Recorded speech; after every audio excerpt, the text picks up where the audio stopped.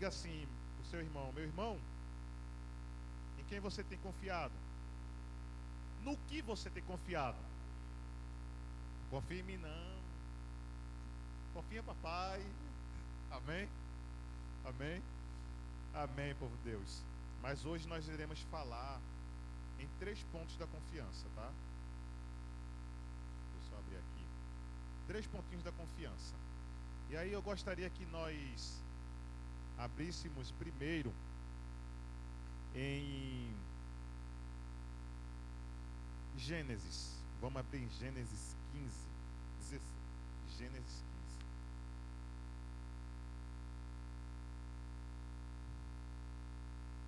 15.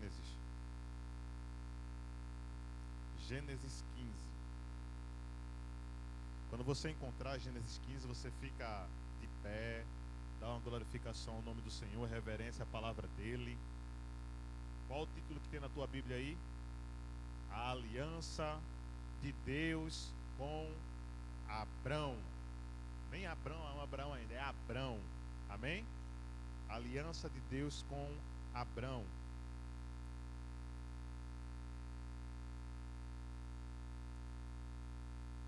Amém?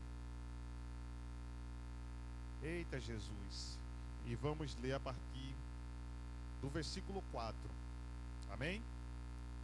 Então o Senhor deu-lhe a seguinte resposta: seu herdeiro não será esse filho, um filho gerado por você será o seu herdeiro. Levando-o para fora da tenda, disse-lhe: olhe para o céu e conte as estrelas, se é que pode contá-las. E prosseguiu: assim será a sua descendência. Abraão creu no Senhor e lhe foi creditado justiça. Disse-lhe ainda: eu sou o Senhor que o tirei de Ur dos Caldeus para dar-lhes esta terra como herança. Perguntou-lhe Abraão: ó soberano Senhor, como posso saber que tomarei posse dela? Respondeu-lhe o Senhor: traga-me uma novilha, uma cabra, um carneiro de 3 anos de vida e também uma rolinha e um pombinho. Abraão trouxe os animais, passa lá para o 12.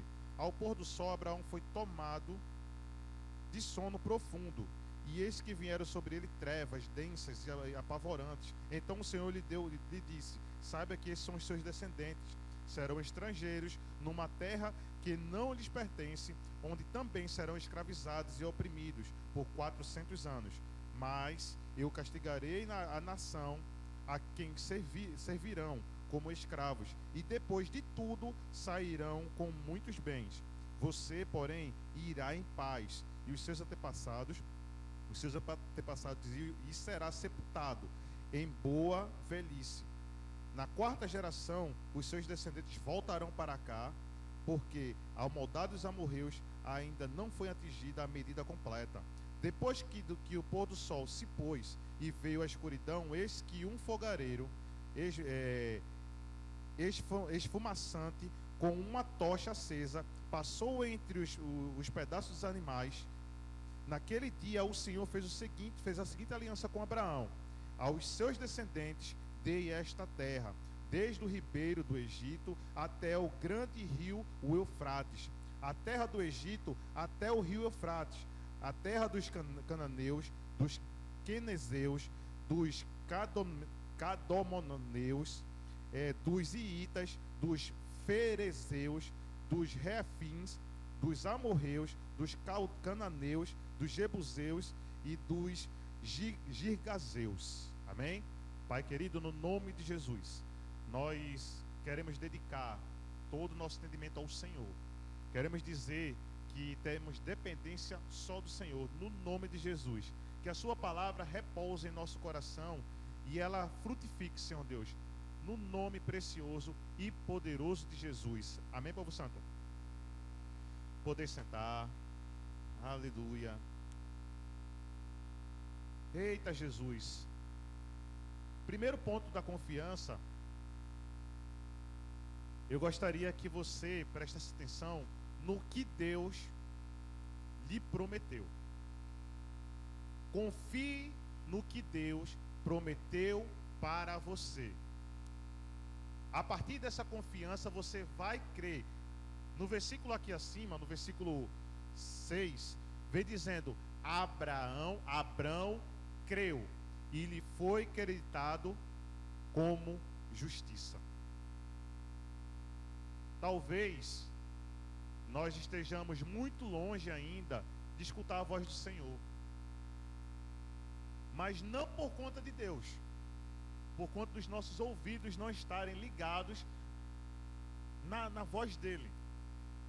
Abrão, nessa trajetória, ele foi chamado por Deus, e Deus disse a ele assim: Abrão, sai da tua terra, pega tudo que é teu e vai para o lugar onde eu te darei a teus descendentes por herança. Mais à frente nós vamos ver que Abrão, ele andou pela cidade, mesmo sem saber que aquela terra seria dele ou da sua descendência. Abrão, ele confiou na palavra do Senhor. Quando chega mais à frente, a gente vai ver também, na leitura, que Deus prometeu a Abraão um filho, o filho da promessa. E aí, Abrão, muito nervosinho, achando que poderia ser qualquer uma, ele foi e teve um filho com Agar, de nome Ismael. Esse filho, ele não veio como filho da promessa. E Deus ainda diz: olha, Abrão, é você e Sarai que terão o filho da promessa. Quando Abraão, bem velhinho, vem dizendo que ele já não tinha mais forças, ele já não tinha mais, a juventude já tinha passado, ou quer dizer que Abraão e Sarai já não dormiam tanto já juntos, porque ele já não tinha essa força toda, esse fôlego do homem em se relacionar com a mulher. E ele teve um filho com Sarai. E o nome do filho da promessa foi Isaac. Se Abraão não tivesse crido na promessa que Deus tinha colocado sobre ele, ele não teria tido um filho. Porque primeiro, para poder chegar à promessa, eu preciso crer. Eu preciso confiar nos passos que Deus disse, para poder, no final de tudo, Deus mostrar qual foi aquela promessa. Quem tem promessa do Senhor aqui? Quem crê na promessa que o Senhor disse para você? Você já também teve as rotas de fuga? Porque Abrão teve a rota de fuga com Agar. Ele teve a rota de fuga. E infelizmente, aquele filho que teve com Agar, hoje é o que está lá na Palestina. São os que são contrários ao que é pregado sobre Cristo Jesus. Será que nós, na nossa rota de fuga, produzimos algo que esteja impedindo o cumprimento da promessa? Precisamos analisar todos os fatos. Eu preciso inteiramente confiar na promessa que Deus trouxe para a minha vida. Tem uma promessa sobre a igreja. Qual a promessa sobre a igreja? Ele voltará e levará com ele a igreja. Se você não crê na promessa, tenha certeza que Jesus vai voltar e eu ficarei aqui. Por quê? Porque eu gosto dos prazeres desse lugar. Eu não gosto dos prazeres que o céu está promovendo para mim. Enquanto eu estiver me relacionando com os prazeres daqui, as promessas do Senhor, ela não vai conseguir se cumprir na minha vida. E não é por culpa de Deus. É por culpa das nossas escolhas. Lembro-me muito bem que quando nós estávamos fazendo o curso de casal, para casarmos, eu e a pastora Elis, Deus falou conosco naquele dia. Eu não lembro o ano, mas casamos em 2008. Casamos em 2008. A gente fez o curso de casados, para casais. Acho que acho que uns 3 meses a 4 meses antes. Mais ou menos isso. Só que nós escolhemos os caminhos diferentes do que Deus tinha colocado como promessa. Nós não confiamos plenamente no que Deus tinha colocado. E a vida se tornou uma perturbação. Até entendermos que a promessa que estava sobre nós iria se cumprir a partir do momento que vivêssemos ela. Se nós não estivermos vivendo a promessa do Senhor, precisamos voltar para o caminho dela para seguir a trancos e barrancos para aquela promessa se cumprir.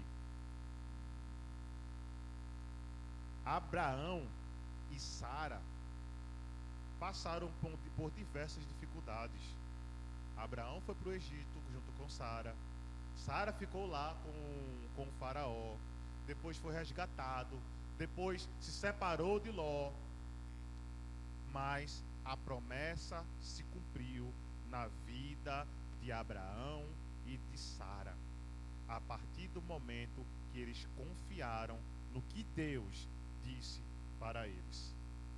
Será que nós temos tanta confiança ao ponto de você colocar como sacrifício a sua própria promessa? Às vezes a promessa é minha, ninguém larga. É minha promessa. Deus me prometeu. Amém. Deus prometeu a Abraão. Mas Deus também disse: Abraão, vem cá, pega o teu filho e vai lá fazer um sacrifício. Pega o teu filho e coloca ele sobre a lenha. Pega o teu filho, coloca lá, pega ali o machado, pega lá a faca e corta ele como sacrifício. Será que nós confiamos tanto na promessa de Deus para dedicar aquela promessa a Ele, ou ela ficou retida em mim? Porque se ela ficou retida em mim, vai ser muito difícil ela transcorrer do jeito que Deus gostaria. Às vezes as promessas não estão se cumprindo na nossa vida porque nós tomamos ela da mão do Senhor e dizemos: o Senhor falou comigo, então é minha. Não.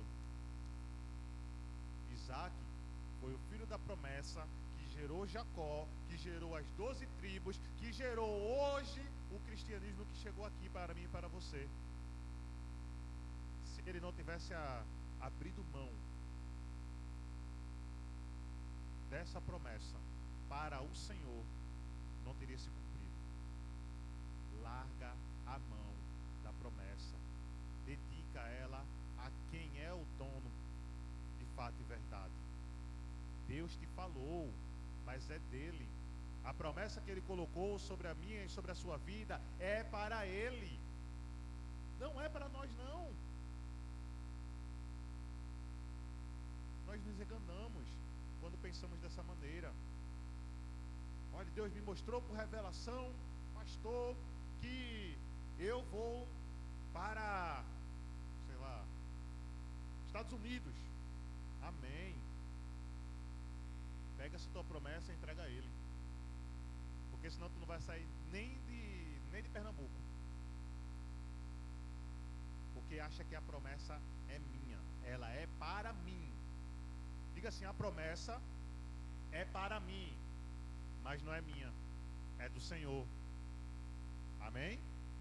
Precisamos ter esse entendimento e confiar nisso. Amém? Outro tipo de confiança que nós precisamos ficar firmados é a confiança no que o Senhor colocou sobre a nossa vida, que é a unção. A unção é a capacidade sobrenatural de executar ações. E aí não tem como falar sobre unção se não falar de Davi. Não tem como. Até a pastora Elis, no domingo passado, trouxe um pouco sobre Davi e Golias. Mas eu gostaria que nós fôssemos antes um pouquinho, quando Samuel encontra Davi e vai ungí-lo. Lá em 1 Samuel 16. 1 Samuel 16. Primeiro detalhe, versículo 7.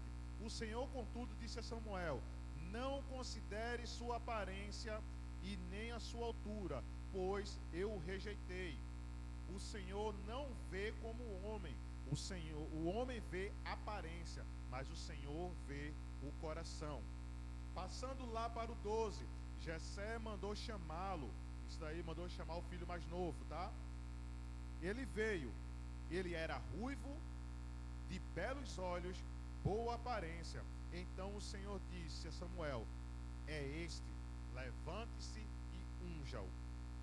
Samuel apanhou o chifre no meio do óleo, cheio de óleo, e ungiu na presença dos seus irmãos. E a partir dali, daquele dia, o Espírito do Senhor apoderou-se de Davi, e Samuel voltou para Ramá. Talvez nós não tenhamos o entendimento do que o Senhor já derramou sobre a nossa vida.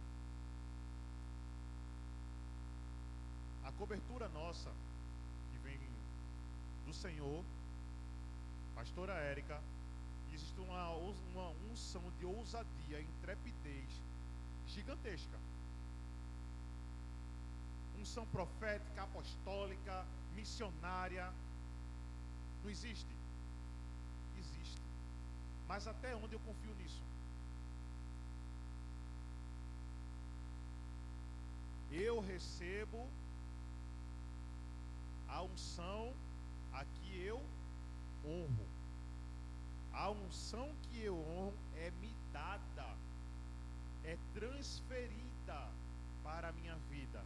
Se eu não confio na unção que está sobre a cobertura, eu não consigo ter nenhum cheirinho desse óleo, do chifre que foi colocado. Eu preciso confiar plenamente na unção que está sobre mim. E aí eu vou começar a desempenhar ações sobrenaturais, que não tem a ver com a minha capacidade. É uma capacidade extraordinária, é uma capacidade divina, sendo aplicada por meio da minha vida. Então, povo santo, a primeira ação de Davi foi ser chamado, depois de ser ungido, foi ser chamado por Saul, porque Saul, a partir do momento que o Espírito de Deus saiu de Saul, foi para Davi, no mesmo instante, um espírito demoníaco ficou junto de Saul. E Saul endemoniava, demoniando lá. E aí chama quem? Davi para tocar a harpa. Davi, cheio do Espírito Santo, quando tocava a harpa, o Espírito dava aquela sumida, Saul se acalmava, ficava pianinho, pianinho. De repente Saul chama Davi, e Davi foi lá tocar. Tinha a ver com toque? Tinha, mas tinha a ver com a unção que Davi recebeu. Talvez Deus queira colocar você num lugar totalmente diferente, mas você ainda não está confiando na unção que existe sobre a sua vida. Comece a confiar nela. Se o Senhor diz impõe as mãos, impõe as mãos. Porque é por meio dessa construção do sobrenatural que vai acontecer a obra de Deus. Ninguém consegue compreender como é que uma igrejinha já tem 5 anos. Ninguém consegue compreender como é que uma igrejinha já faz parte, já tem 4 comunidades terapêuticas. Ninguém consegue compreender como uma igrejinha consegue tanto espaço no reino. Unção. Confiar na unção que o Senhor derramou sobre a cobertura. Se você quer voar, quer que suas asas abram e saia decolando, confie na unção que foi colocada sobre a sua cabeça. E ande somente. Não deixe que nada lhe pare. A pastora até falou no domingo passado que o que matou Davi não foi só a pedra, foi o Espírito Santo que derramou o óleo sobre a pedra e foi jogado. O inimigo vai tentar a todo momento fazer com que você não acredite na unção que está sobre a sua vida. Vai tentar a todo momento. Mas nós, que temos o ouvido no Senhor, vamos passar para o outro lado e dizer: eu confio no que foi derramado sobre a minha vida. E é por isso que eu declaro, e é por isso que eu falo que vai se cumprir. Amém, povo santo? Então precisamos. Existe uma grande comissão. Nós fomos comissionados a quê? Ide e fazei discípulos. Batiza-os em nome do Pai, do Filho e do Espírito Santo. E sinais acompanharão vocês. Vou perguntar: sinais têm acompanhado a nossa caminhada? Existem sinais acompanhando a nossa caminhada? Porque na passagem que Davi vem andando, essa pedra que foi atirada, o sinal acompanhou Davi. Todos a partir daquele momento entenderam que Davi não era só aquele ruivinho, baixinho, cheio de sarninha. Não era só isso não. Existia algo a mais sobre a vida de Davi que ninguém poderia ver até a execução de Golias.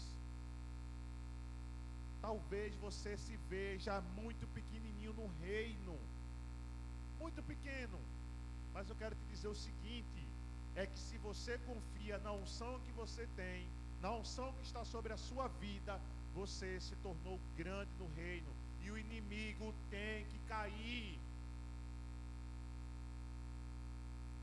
Não sei como é que você vai fazer, porque a capacidade não é sua, é uma capacidade extraordinária, é uma capacidade sobrenatural, porque não existia como, não haveria possibilidade de uma pedrinha derramar, matar o gigante só com um impacto, não haveria possibilidade nenhuma. Você pode calcular toda a probabilidade matemática que não vai existir, porque ele tinha um braço fino, braço curto, ele jogou uma pedra com uma distância que não era uma distância ideal. Foi uma capacidade sobrenatural. Isso só por meio da unção. Amém, povo santo? E também a nossa terceira parte: confie no que Deus lhe chamou. Primeiro, confie na promessa. Não é isso? Deus me prometeu. Amém. Confie na unção, o que Ele colocou sobre mim. Agora confia no que Ele disse: vem. Confie no que Ele lhe chamou. Vamos abrir lá em Jeremias 1. Jeremias 1.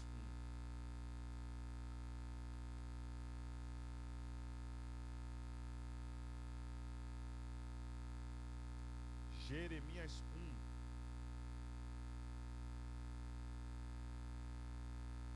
Jeremias foi um cara que sofreu. Jeremias comeu aquele pão ralado do chão, porque ele escutou o chamado de Deus e ele foi realizar o chamado de Deus. Preste atenção numa coisa: a promessa é algo futuro, é algo que Deus vai nos direcionar para chegarmos lá. A unção é o momento presente da nossa vida, é aquilo que nos dá a capacidade de chegarmos também à promessa. Se a gente for analisar Davi foi colocado lá na Bíblia como o homem segundo o coração de Deus, e até chegar Jesus é o descendente de Davi. Então Davi foi marcante. E aí confie no chamado, porque talvez o inferno esteja dizendo algo contrário para você. Vem dizendo assim, ó: a palavra do Senhor veio a mim dizendo, Jeremias capítulo 1, versículo 4. A palavra do Senhor veio a mim dizendo: antes de formá-lo no ventre, eu o escolhi. Antes de você nascer, eu o separei e o designei profeta nas nações. Talvez, muito talvez, o que tenha sido colocado para nós desde o nosso nascimento é que nós não temos capacidade de nada. Nós seremos só uma pessoa nesse mundo grandão. Uma pessoa que vou casar, vou ter filhos, eu vou sair aí com as boizinhas, eu vou curtir ali um pouquinho. Esse daí é um que só faz encher o mundo. Mas você não foi feito para encher o mundo. Você foi feito para tornar esse mundo diferente. Talvez a realidade que que foi aplicada à nossa vida, foi uma realidade que a gente hoje avalia que não gostou muito. Foi uma realidade sofrida. Foi uma realidade que meu pai não estava presente. Foi uma realidade que minha mãe não estava presente. Foi uma realidade que eu não tinha muito poder aquisitivo. Eu gostaria de um iPhone, mas eu tinha um Nokia tijolão. Eu queria um computador do futuro, mas eu tinha aquele que era só 4 GB de RAM, 4 de memória e pronto. Talvez eu queria um carro que era uma Ferrari, mas meu pai só tinha condições de ter um Fusquinha. Talvez essa realidade que foi aplicada à nossa vida, dentro de nós, criou-se imaginações dizendo que a gente não era bom, de que eu não pertencia a essa realidade. Pertencíamos sim, era essa a nossa realidade, e nós precisávamos naqueles momentos entender que era isso que tinha para o momento. Mas antes disso, por isso que Deus diz assim para Jeremias: antes de formá-lo, antes de você ser colocado por filho de uma prostituta, antes de você sair de um lugar que era totalmente desfavorecido para você, antes disso tudo, o Senhor já tinha escolhido a mim e a você. Ele já chamou a gente, e nesse chamado Ele já também comissionou a gente. Ele disse: olha, você vai lá nas nações e vai profetizar, filho do homem.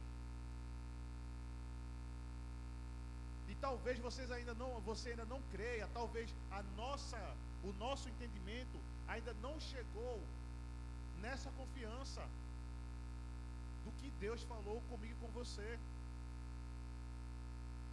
Hoje eu sei o que é que Deus disse para mim, e também eu sei o que foi que Deus disse sobre as minhas filhas. Eu confio, mas elas vão precisar confiar, porque não vai mover nada a partir de mim. O que move em mim é o que me pertence, o que eu consigo produzir com a minha vida. Então eu saí do Alza do Pio pelo chamado de Deus, para hoje estar em Garaçu aqui ministrando com vocês. Eu saí de uma realidade totalmente desfavorecida, para hoje chegar para você e dizer que a gente consegue. Eu saí de um lugar onde me deu vontade de matar pessoas, para chegar no lugar de hoje dizer: eu estou aqui para dar vida a pessoas. O que nós vivemos é pouco para a grandiosidade do que Deus nos chamou. É muito pequenininho.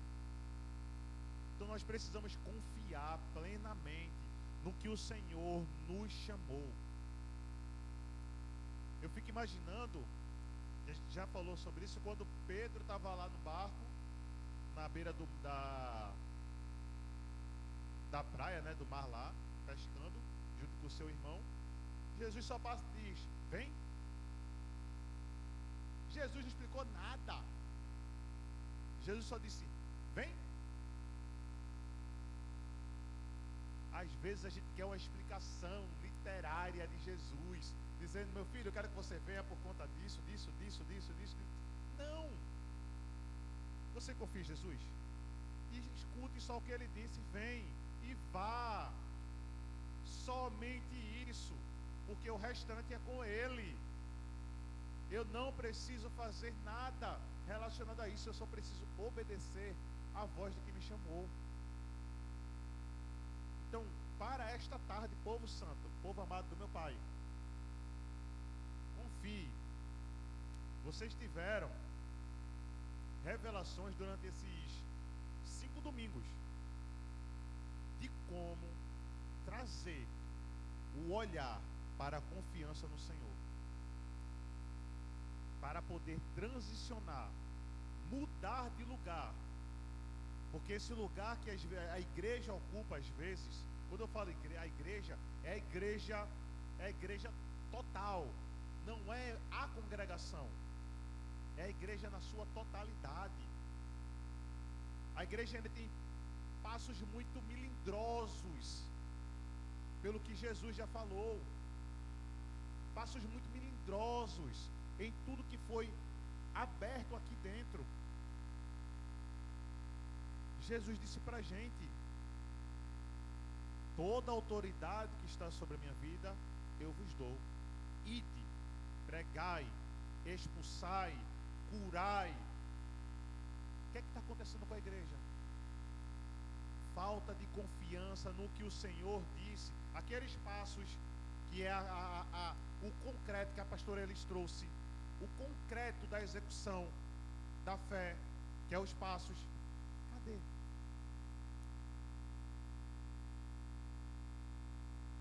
Nós queremos ver as maravilhas, mas da gente, de nós, o Senhor colocou dentro de nós essa maravilha chamada Espírito de Deus.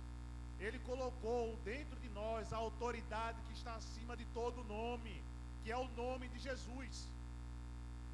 O que é que nós estamos fazendo com o nome de Jesus? Será que nós estamos confiando plenamente no nome de Jesus? Ou eu quero tirar demônio debaixo de tapa? Será que eu quero fazer isso? Porque se ele falou, se ele me chamou, se ele deu a promessa, eu vou confiar mais em quem ou em quê? Não existe mais nada para a gente confiar. Eu não consigo mais confiar nas minhas próprias forças. Já tive muito de brigar nas minhas forças. Hoje eu me desarmo. Às vezes estavam lá, tenta volta subir ainda, eu me desarmo. E eu digo: papai, é com o Senhor. Não foi ele que me chamou? Não foi ele que disse que, não é ele que diz na sua palavra que os anjos estão ao meu favor e que eu estou à sombra dele? Não é ele que diz. Eu vou fazer mais o quê? Nada. Que é tudo com ele. É tudo por meio dele. E no final é tudo para ele. Então a promessa não é para mim. O chamado é para eu ir. E a unção que vem é para capacitar, para nos capacitar a realizar a obra dele. Porque a obra dele é sobrenatural. A obra dele é extraordinária. Então nenhum humano teria capacidade suficiente de realizar a obra do Senhor se não estivesse ungido por ele. É pouco isso ainda?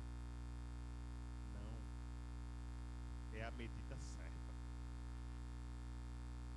Então, povo santo, povo amado do meu Pai, nós precisamos mudar literalmente os nossos pensamentos. Algumas dificuldades que vêm da nossa vida é para realmente saber se nós estamos confiando ou não no Senhor. E aí, eu gostaria que você ficasse de pé. Eu gostaria que durante esse louvor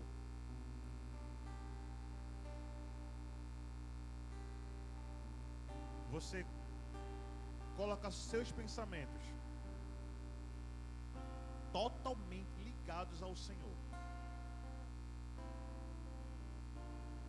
E deixa Ele trazer novamente, Ele fazer a lembrança desses 3 pontos que nós discutimos hoje.